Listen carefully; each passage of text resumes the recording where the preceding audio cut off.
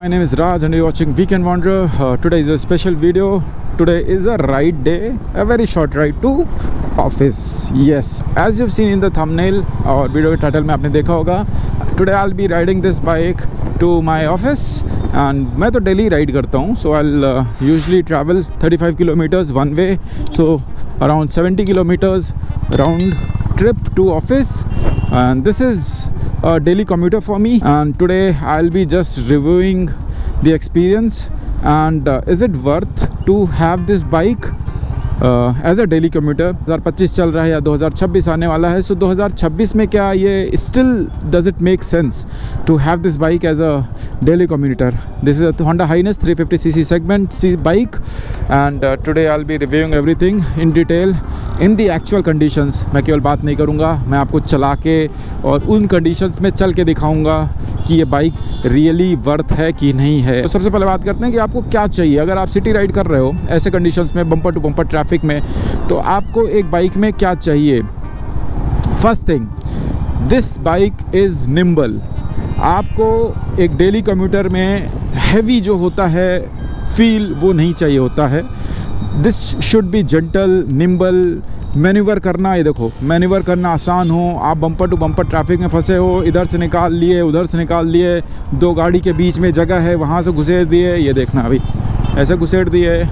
तो ये सबसे बेस्ट होता है डेली कम्यूटर में कि you can easily control your bike and easily manoeuvre, कि आप जैसे चाहिए उस तरीके से मोड़ लिए.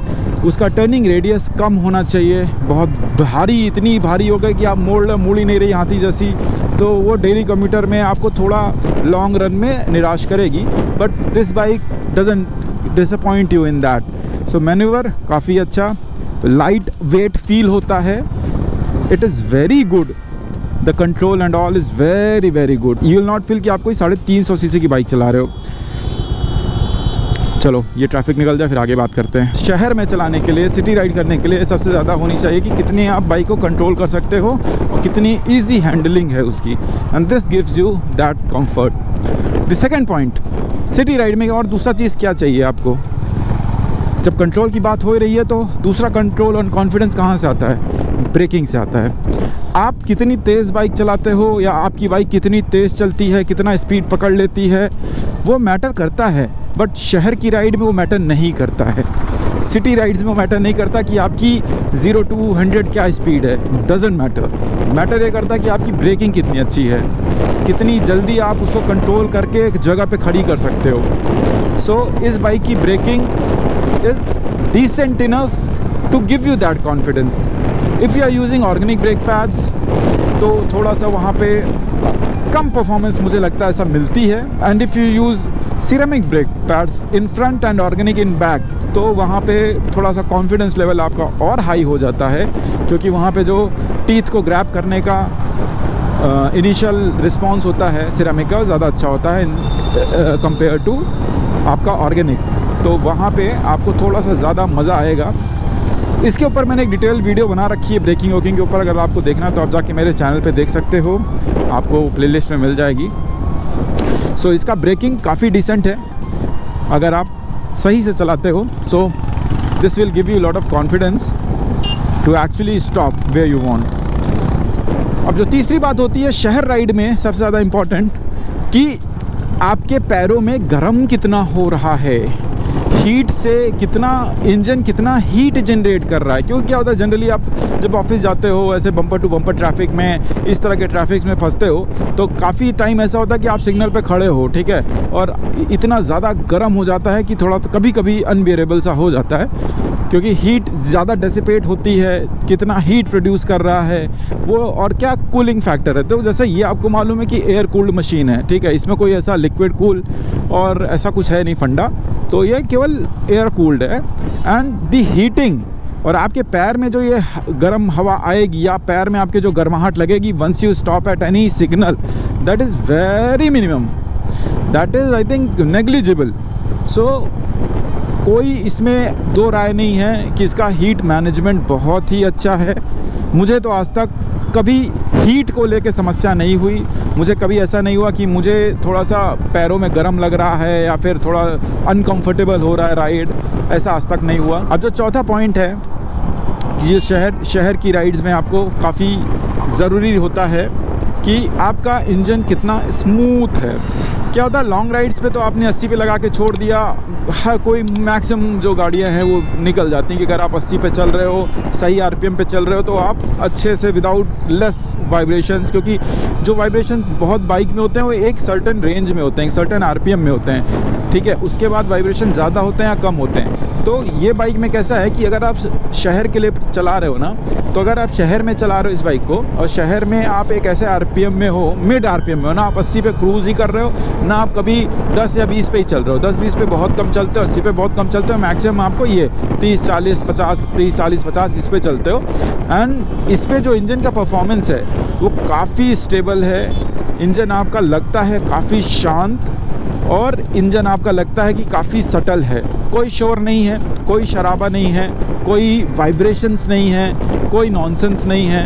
आपको ये नहीं लगेगा यार मेरी गाड़ी में कुछ हिल रहा है या फिर कुछ निकल गया या फिर कुछ ऐसा हो गया वैसा हो गया। You will not get that feeling. अगर आप ये बाइक चला रहे हो तो शहर में इंजन की जो परफॉर्मेंस है बहुत ही स्मूथ है, मक्खन परफॉर्मेंस है, मक्खन। इसका इंजन परफॉर्मेंस स्मूथ है, हैंडल्स पे आपके वाइब्रेशंस बिल्कुल नहीं हैं। तो और ये जो आरपीएम पे मैं भी चल रहा हूँ, 50 पे चल रहा हूँ, 60 पे चल रहा हूँ, ऐसे पे अगर आप चलाओगे तो आपको हैंडल पे कोई वाइब्रेशंस नहीं मिलेंगे। Enjoy that ride.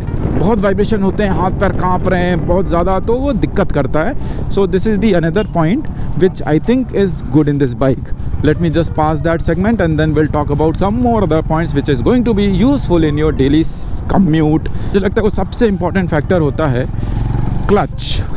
How light your clutch is, how engaged your fingers are your fingers in pain or in constant stress? क्योंकि अगर आप कोई रॉयल इनफील्ड की बाइक उठा लोगे so you'll get to know कि उसके क्लच के साथ क्या समस्याएं हैं। एंड शहर की राइड में क्या होता है, frequently you have to up down right, gear shift करना पड़ता है फ्रीक्वेंटली। कभी ब्रेकर आ गया, कभी कोई कुछ आ गया, तो शहर की राइड में सबसे ज़्यादा गियर चेंज होता है। एंड वहाँ पे सबसे ज़्यादा इम्पॉर्टेंट रोल प्ले करता है how smooth your clutch is, how light your clutch is. इसमें स्लिपर क्लच मिलता है, so that makes this bike a beautiful machine to ride in city. देखो अभी अगर मुझे क्लच लेना है ना, तो मैं एक उंगली से, ये देखो ये बस ये ले लिया क्लच, एक उंगली से, इतना प्यार से मक्खन क्लच है इसका, तो उंगलियों पे कोई स्ट्रेस नहीं होता, कोई भी समस्या नहीं आती उंगलियों पे। आपको अगर आप प्रॉपर रैंडम क्लच कर रहे हो तो this slipper clutch is very good. आप आराम से देखो, एक क्लच लिया एकदम सटाक से, एक उंगली से भी आप ये देखो चेंज किया गियर, आराम से कर सकते हो, इट्स नॉट अ प्रॉब्लम। तो क्लच जितना लाइट रहेगा आपकी सिटी राइड उतनी कंफर्टेबल और स्मूथ रहेगी। अभी हम केवल प्रोस की बात कर रहे हैं, कुछ कॉन्स भी हैं जो हम आखिरी में बात करेंगे। कॉन्स भी सुन के जाना। ओल्ड एज वाला चल रहा है जो अपनी स्पीड में चल रहा है and you want to just overtake him, तो इसका भी इतना बढ़िया है। एक आपने गियर शिफ्ट किया और जूम आप निकल गए, ठीक है। सो इसका पिकअप भी शहर की राइड के हिसाब से बहुत ही अच्छा है। ये बाइक मुझे लगता है डेली कम्यूटर के लिए ही ट्यून्ड है। इट्स नॉट ट्यून्ड फॉर बहुत लंबा touring but this is tuned, basically tuned for your city rides. So suspension and all are very good. वो ये जो मेरा ओरिजिनल था वही मैंने कुछ चेंज नहीं किया है। इस बाइक में मैंने कुछ बहुत ज़्यादा बाहर का थर्ड पार्टी कुछ इंस्टॉल भी नहीं कराया है। Everything is OEM and company fitted. कोई इसमें आम धनाम क्रैश गार्ड ये वो कुछ नहीं किया। सीट ज़रूर मैंने मॉडिफाई कराई है because I have tail bone issue and I can not ride more than 10-15 kilometers if I do not have that seat modified. But वो modification मेरे लिए बहुत ज़रूरी था मेरी मेडिकल कंडीशन को देखते हुए। अपार्ट फ्रॉम दैट कुछ बाइक में सब OEM, कोई चेंजेस नहीं है। जैसी बाइक आई थी रॉ वैसी ही है, 4 साल से वैसी ही चल रही है। जो नेक्स्ट पॉइंट है वो है माइलेज। आप एक बाइक को तभी शहर में डेली यूज़ करने के लिए कंफर्टेबल रहोगे when it is good on your pocket, light on your pocket. अगर यही कोई ऐसी बाइक हो जो आपको 10, 15, 20 का माइलेज दे रही हो, तो शायद आप उस बचोगे कि यार मैं डेली क्यों यूज़ करूं, मैं एक इलेक्ट्रिकल व्हीकल ले लेता हूं या स्कूटी ले लेता हूं जो मुझे 40, 45, 50 का माइलेज दे। सो वो ज़्यादा कन्वीनियंट रहेगा if your bike is giving somewhere 20, 25, but not with this machine. This is 350cc, very good engine, very smooth engine, good power, good pickup, everything.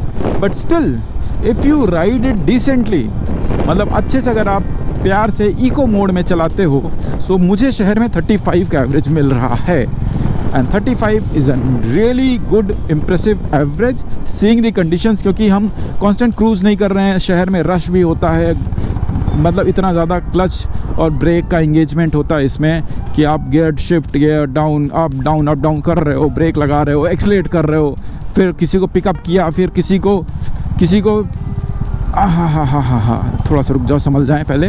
हाँ, तो फिर किसी को ओवरटेक कर लिया, फिर आप कम कर लिया स्पीड, फिर जैसे यहाँ पे ओवरटेक कर लिया।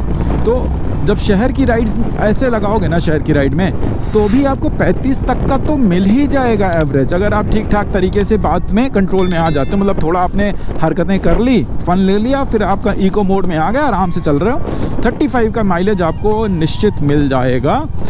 मुझे ये 38 का मिलता था, लेकिन ये जब से E20 ने अपनी करवा ली ना, उसी तरीके से हमारा भी एवरेज अच्छा था। ये E20 अपनी माँ बहन नहीं करवाता ना, तो इसमें और अच्छा एवरेज हमें मिल रहा था 38 का। बट अभी भी 35 का मिल जाता है, डिसेंट एवरेज है, डिसेंट माइलेज इससे हम निकाल देते हैं। And see the condition of Pune. अभी कहो ट्रैफिक नहीं है, तो यहाँ पे आधे घंटे का ट्रैफिक होता है भाई। अगर कार से इसीलिए मैं नहीं आता हूँ कि यहाँ पे फंसे ना, तो यहाँ आधे घंटे का ट्रैफिक है, बैठे रहो। आफ्टरनून में हम चल रहे हैं, तो इसके लिए ज़्यादा कोई रश है नहीं, we can easily go and come.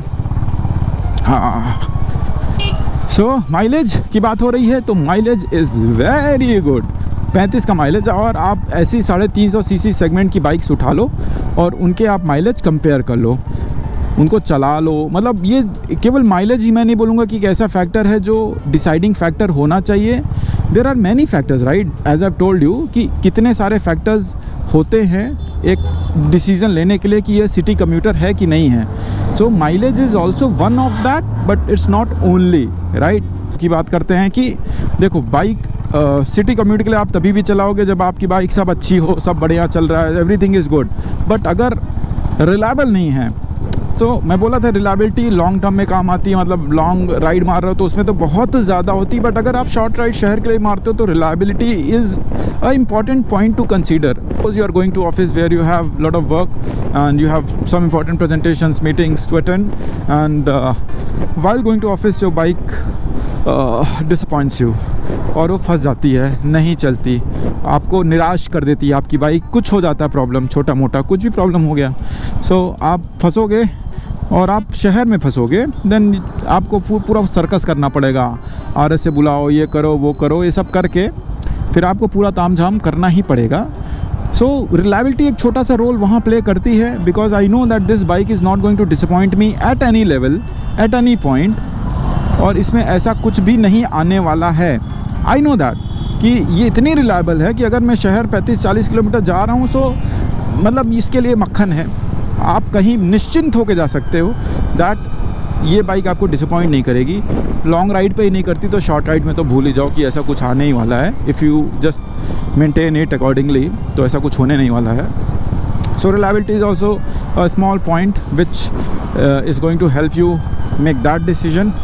The next important point, and that is a big one, is how costly this is on your pocket for maintenance.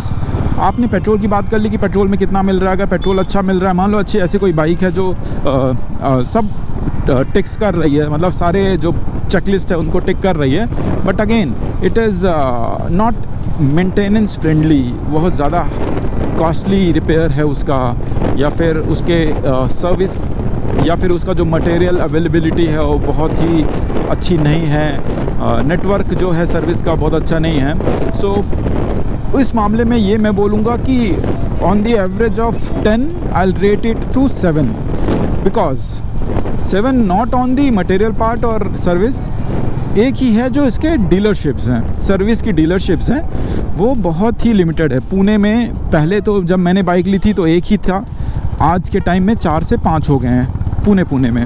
लेकिन अगर आप छोटे शहर से बिलोंग करते हो तो मेरे ख्याल से अभी वहाँ आपको मिलेगा भी नहीं, जहाँ बिग विंग नहीं है वहाँ आपको सर्विस नहीं मिलेगी इसकी। But coming back to the cost associated with the service, so material availability काफ़ी अच्छी है।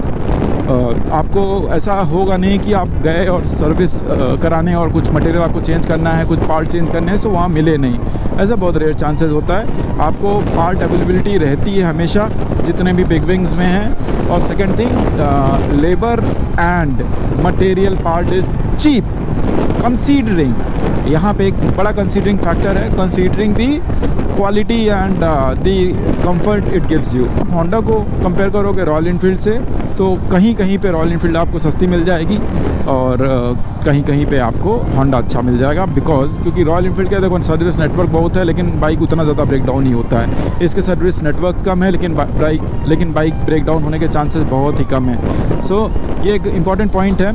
और सर्विस, पहली सर्विस जो मैंने कराई थी, जो आपकी फ्री सर्विसेज मिलती हैं, वो मैंने जो लिया था इसमें तो काफ़ी 1200-1300 ऐसा कुछ पड़ा था। अगर अब मैं नॉर्मल सर्विस कराने जाता हूँ तो मुझे 2500 से 3000 के बीच में कुछ ना कुछ ये पड़ जाता है। सो इतना ज़्यादा कॉस्टली नहीं है। इसकी सर्विस इंटरवल 6 मंथ्स पे है। अब 6000 किलोमीटर या 6 महीने में करते हो तो फिर आपको वो सही पड़ जाता है। सो पार्ट्स भी इजी अवेलेबल है, सस्ता है, बहुत ज़्यादा कॉस्टली पार्ट्स नहीं है। ब्रेक पैड्स इसके जैसे आ जाते हैं 800 से 1000 रुपये के बीच में ब्रेक पैड्स आ जाते हैं। लेबर कॉस्ट भी 100 रुपये लगता है ब्रेक पैड लगाने का। ईजी मेंटेनेंस है, हैवी ऑन पॉकेट नहीं है। सो मेरे लिए तो भाई इजी मेंटेनेंस ही है and I will consider that as a pro. Only the con factor is या फिर only the negative point is unavailability of service centres. मतलब मेरे घर से काफ़ी दूर है तो मुझे जाना पड़ता है, वो इनकन्वीनियंस है थोड़ा सा, बट स्टिल इतना बड़ा डील नहीं है। तो बहुत प्रोस की बात हो गई, अब कुछ कॉन्स की बात कर लेते हैं जल्दी से। आप देख रहे हो शहर में ही राइड चल रही है, ठीक है। और शहर में सबसे ज़्यादा क्या होता है कि अगर आपको लो एंड टॉर्क अच्छा मिल जाए तो आपको थोड़ा बेनिफिशियल रहता है कि आप तीसरे पे चल रहे हो, ब्रेकर आया या फिर गाड़ी रुकी, स्लो हुई और आपने वहीं से उठा ली। तो इसका सबसे बड़ा कॉन्स में वही है कि लो एंड टॉर्क इसका कम है, टॉल गियरिंग है जिसकी वजह से आपको फ्रीक्वेंट गियर शिफ्ट करना पड़ता है। हाँ, स्लीपर क्लच से मदद मिल जाती है, but still you have to down shift continuously if your speed is reduced. तो वो एक फैक्टर है जो बहुत ज़्यादा परेशान करता है सिटी राइड में, but once you get used to it it's not going to be a problem. तो वो कभी कभी लगता है, क्योंकि ये टॉल गियरिंग भी कैसे है ना, अगर आप क्रूज़ करते हो तो अच्छा माइलेज मिलता है, उसके लिए बनाया गया है। अब शहर के लिए मैं बोलूँ तो थोड़ा सा वो नुकसान है और मेरे लिए नहीं अच्छा। मुझे बहुत ज़्यादा कभी कभी इरिटेशन हो जाती है कि बहुत टॉल गियरिंग है, तो कंटिन्यू डाउन शिफ्ट करते रहो। तो वहाँ पे एक पॉइंट है, मुझे लगता है कि ज़रूरी है बताना। प्रोज़ तो बताए थे, तो कॉन्स में भी वो एक पॉइंट है। सेकंड पॉइंट, शहर के हिसाब से इसका जो सस्पेंशन है वो काफ़ी ठीक है, ठीक है। शहर के हिसाब से काफ़ी ठीक है, लेकिन मुझे लगता है कि काफ़ी हार्ड है। मुझे थोड़ा सा और सॉफ्ट सस्पेंशन चाहिए।